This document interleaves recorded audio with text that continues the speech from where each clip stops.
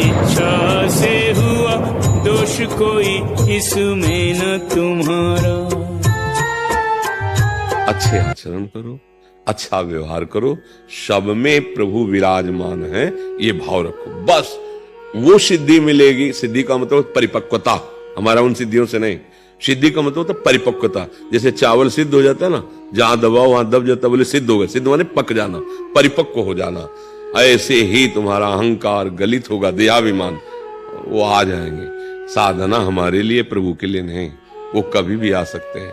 कभी एकांत में बैठकर अगर एक बार उनसे बात करना आ जाए ना, रोना कि अब तो जीवन की शाम होने जा रही है, प्रभु आपको तो, अब हम अगर कोटि कल्पलक साधना करें तो आप प्रसन्न हो कि ना प्रसन्न हो मेरा, अब हम तो यही कह रहे जैसे जल्दी आ जाओ। जीवन की शाम होते होते कहीं अंधेरा ना हो जाए, फिर हम आपको देख ना पाए। पुकार सच्ची कहते, वो आपके हृदय में बैठे, ये बातें समझ में थोड़ा कम आएगी। अगर आप उनसे बात करना शुरू करें तो आप देखेंगे, पहले तो अन्य की अंदर आसक्तियां और चाह मिटाएंगे, फिर उत्तर आने लगेगा। एक क्षण भी आपसे अलग नहीं है, एक क्षण भी। ऐसा दोस्त, समर्थ, सर्वज्ञ, सर्वत्र, कर तुम अकर तुम अन्यथा कर तुम, फिर क्या छाती फूली घूमती। इसीलिए वास्तविक जो भगवत भक्त है, भगवत प्रेमी जन है, और धारते रहते, कोई भय नहीं, कोई शोक नहीं, कोई चिंता नहीं। अरे हम अविनाशी के बच्चा है यार, फंस गए इस शरीर और भोगों में, तो आज हम परेशान हैं। नाम जप भगवद आश्रय।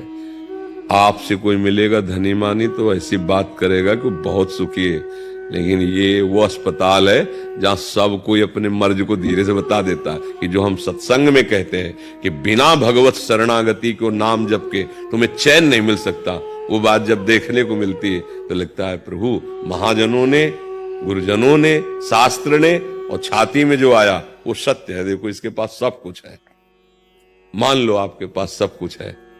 चलो अब आज जाने का नंबर आ रहा है। अब क्या है तुम्हारी अटैची पे?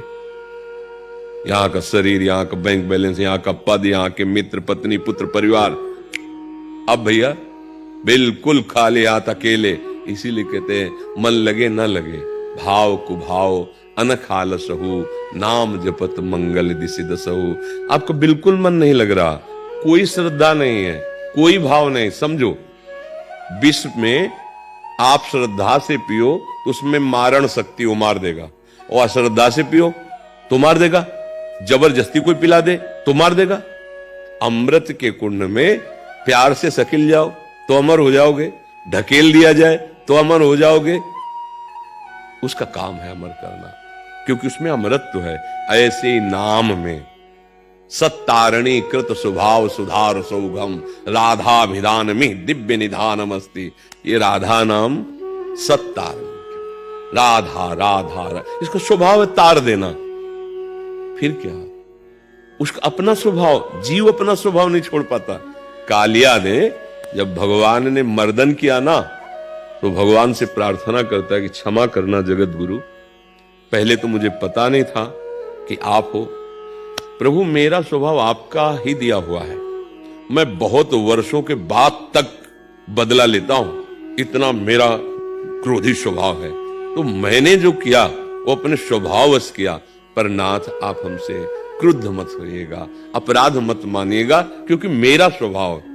एक सांप अपने स्वभाव की बात कर रहा है, मैं नहीं छोड़ पाऊंगा, तो भगवान का स्वभाव, फिर हमारी लाडली जी का स्वभाव, वो कैसे छोड़ सकते? जीव अपना स्वभाव नहीं छोड़ सकता, तो ईश अपना स्वभाव छोड़ देगा क्या?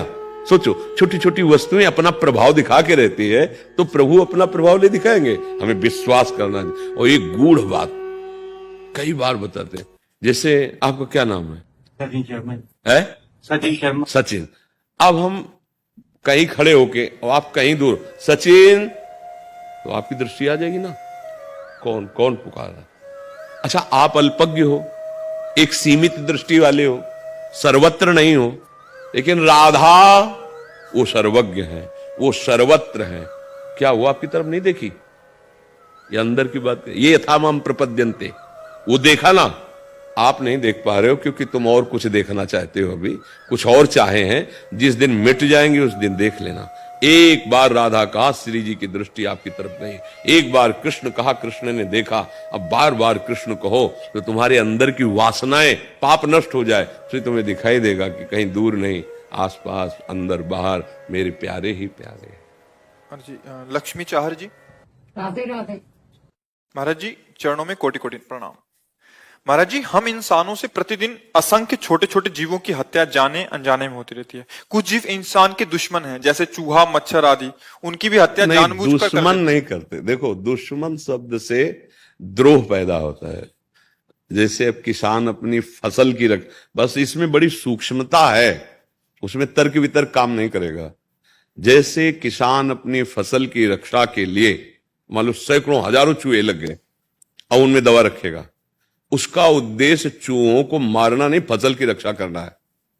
आप सोहनी लगा रहे हैं, आपका उद्देश्य घर साफ करना है, चींटी मारना नहीं है। आप गाड़ी से जा रहे हैं, आप यात्रा कर रहे हैं और उसमें कोई जैसे चींटे, कई जीव ऐसे, हमारा उद्देश्य जब बनता है किसी जीव को